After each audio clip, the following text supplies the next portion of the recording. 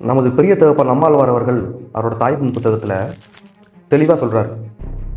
இந்த ரசாயன உரம் எப்படி வந்துச்சுன்னு 2ஆம் உலகப் போர் முடிஞ்சதுக்கப்புறம் தான் அந்த ரசாயன உரத்தை உருவாக்குறான். அந்த வெடிமருந்துகளை வச்சு தான் 1948க்கு அப்புறம் தான் ரசாயன உரமே வருது நம்ம இங்கே இந்தியாவுக்குள்ளே.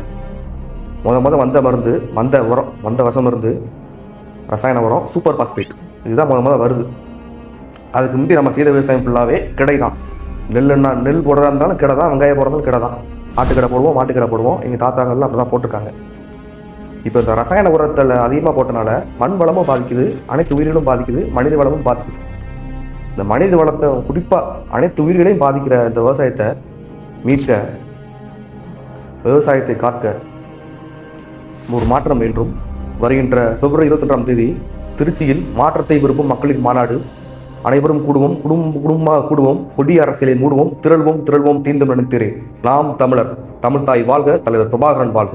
உங்களுடைய வாழ்க்கை அஞ்சிரை தும்பி காமம் செப்பாது கண்டது மொழியுமோ என்று பாட்டெழுதி இறையனார் என்று இருக்கு. இறையனார் இருக்கு கீழே.